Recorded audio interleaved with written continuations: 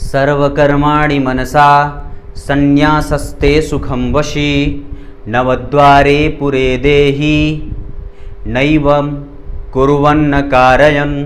प्रिय दर्शकों नमस्कार, एक बार फिर से उपस्थित हूँ आप सबके सामने। आज गुरुवार है और आप लोगों के बीच में योगों की कड़ी को आगे बढ़ाते हुए आज का कार्यक्रम कुसुम योग पर केंद्रित होगा। दरअसल ये एक प्रकार का ऐसा योग है जो व्यक्ति को व्यक्तित्व के और धन के विकास के लिए देखा जाता है। कुसुम योग में जन्मे व्यक्ति और जिनकी कुंडली में कुसुम योग विकसित होता हुआ देखा जाता है या उनकी कुंडली में अगर कुसुम योग का निर्माण हो रहा है तो उनको अपने व्यक्तित्व में, जैसे आपने कई बार देखा होगा, व्यक्ति जानकारी से भरा है लेकिन फिर भी अगर वो समाज में प्रतिष्ठा पाने की ओर भागता है या फिर अगर प्रयास करता है तो उसमें उसकी सफलता कम होते देखी गई है। लेकिन जिनकी कुंडली में कुसुम योग का निर्माण होता है उनके व्यक्तित्व को प्रखर बनाने में, उनके व्यक्तित्व को विशाल बनाने में इस योग से सहायता प्राप्त हो जाती है।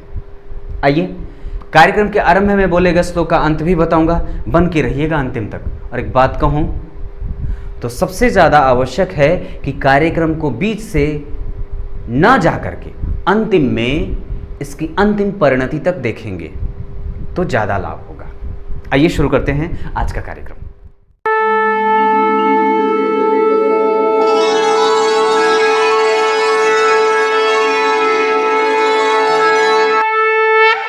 आइए अब आपको सीधे मुद्दे पे लेके आता हूं। आपकी कुंडली में अगर योगों का निर्धारण हो रहा है ना, तो निश्चित रूप से वो कहीं ना कहीं देने वाले ही बन रहे हैं, बस हमें उसको समझने की देर होती है। और दूसरी बात है कि अगर वो योग बन रहा है तो आपको जरूर उधर खींच ही रहा होगा, बस ये बात है कि वो कितना कारगर है और बताने वाले ने उसे कितने महत्वपूर्ण तरीके से और उसकी महत्ता कितनी आपको समझा करके रखी है। दरअसल किसी भी व्यक्ति की कुंडली में कई सारे योग और दुर्योगों का निर्माण होता है और ग्रह जब एक विशेष स्थिति में चले जाते हैं तब तो वो और ज़्यादा ही योगों के निर्माता बन जाते हैं। और कई बार हम उन्हें अगर अपने नग्न आँखों से नहीं देख पाते हैं तो हमें अपने जीवन में कुछ भी दिखाई ही नहीं देता है। आइए आपको सबसे पहले यहाँ बता दूं कि आपकी कुंडली किसी भी लग्न की हो, अगर वो श्रेष्ठतम लग्नों की हो तो ये योग और ज़्यादा मजबूती से बन जाता है। लेकिन अगर वो थोड़े कमज़ोर लग्नों में बन रहा होता है तो थोड़ा उसका फल कम सा दिखता है।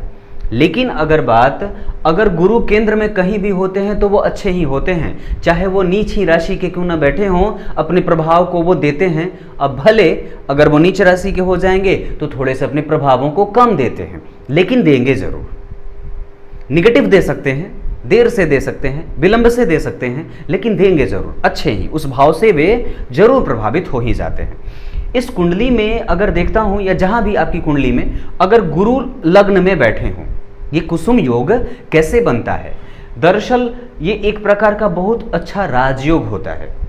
अगर जन्म कुंडली में गुरु केंद्र में बैठे हों, ये शर्त है, और चंद्रमा 7वें भाव में बैठे हों। और इसके तीसरी जो शर्त होने का प्रमाण है वो ये है कि सूर्य दूसरे भाव में ही बैठे होने चाहिए।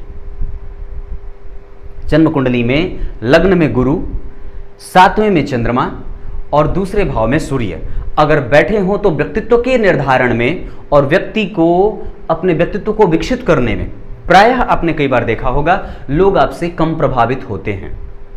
लोगों को प्रभावित करने की क्षमता आपकी कमजोर हो जाती है, क्योंकि जैसे ही लग्न में गुरु का प्रभाव होगा और गुरु और चंद्रमा का संयोग होगा तो ये गजकेसरी योग भी बनेगा जो कि सर्वोत्कृष्ट होता है।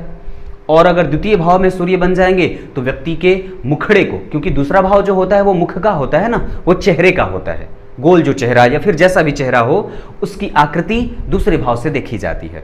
तो यहाँ पे अगर सूर्य साक्षात मुखड़े पे बैठ जाएंगे तो वो दैदिव्यमान बना देंगे, व्यक्ति की प्रवृत्ति को ऐसा बना देंगे कि कोई भी व्यक्ति देखेगा तो उसको देखता ही रह जाएगा और फिर व्यक्ति के प्रभावित करने की क्षमता सप्तगुणी वृद्धि में चली जाती है।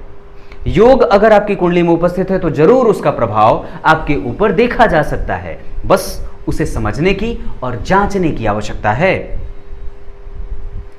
लग्न में गुरु व्यक्ति को यशस्विता प्रदान कराते हैं। लग्न में बैठे गुरु व्यक्ति को सत्यवादी बनाते हैं। लग्न में बैठे गुरु व्यक्ति को धर्मनिष्ठ बनाते हैं। व्यक्ति की कुंडली में अगर लग्न में गुरु बैठे हैं तो व्यक्ति को कर्तव्य परायण बनाते हैं। लग्न में बैठे गुरु व्यक्ति को धार्मिक बनाते हैं, व्यक्ति को सांस्कृतिक बनाते हैं, व्यक्ति को ओजस्विता प्रदान करने वाले हो जाते हैं। द्वितीय स्थान में बैठे गुरु सूर्य, अगर द्वितीय स्थान में सूर्य की स्थिति होती है तो व्यक्ति की वाणी बहुत प्रबुद्ध और मजबूत होती है। अगर जो बोलेगा उसमें उसका विश्वास झलकता है। उसकी वाणी से लोगों के ऊपर प्रभाव डालने की क्षमता जहां तीव्रता से विकसित होते देखी जाती है, वहीं पे अगर व्यक्ति की कुंडली में द्वितीय भाव में सूर्य की उपस्थिति हुई तो व्यक्ति अपनी वाणी से सबको और सबका मन मोह लेता है।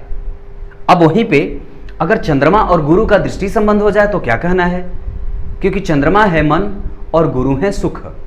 मन अगर सुखी हो जाए या सुख को या धन को या ज्ञान को अगर चंद्रमा का सहयोग मिल जाए तो व्यक्ति का व्यक्तित्व तो ऐसे ही खिल करके सिंह के सदृश हो जाता है, वो तो जंगल का राजा बन जाएगा ना।